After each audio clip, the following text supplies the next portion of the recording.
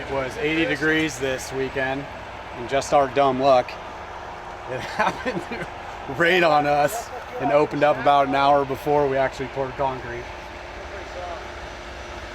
I guess when it rains, it pours. We are AJD Builders, and we are a local custom residential home builder here in the Sonoma County area.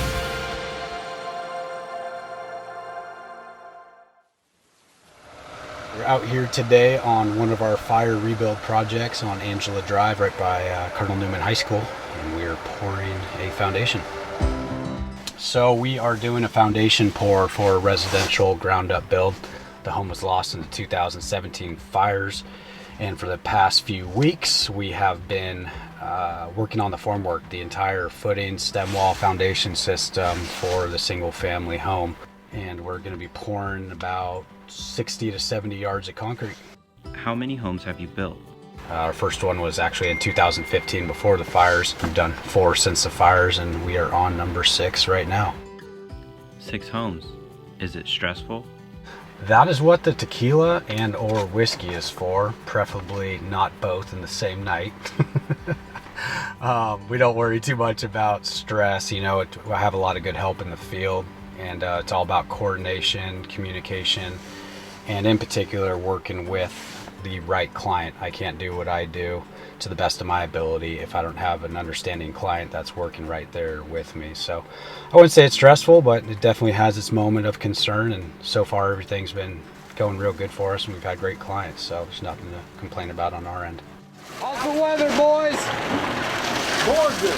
Expecting it to rain today? Yes, sir. What's the cost of this project? Good question. Every project has a different cost associated with it based on your aesthetic preferences, your finishes, job site location. You know, hill construction requires more excavation, sometimes piers, drilling, all that noise.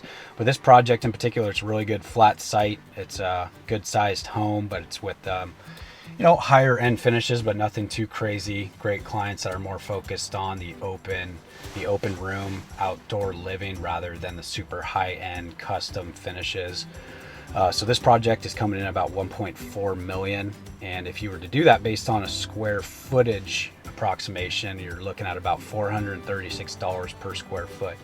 That is a little higher than what we typically do, but seeing how this site is somewhat off the grid, we have higher infrastructure costs, meaning we need to implement a new septic system.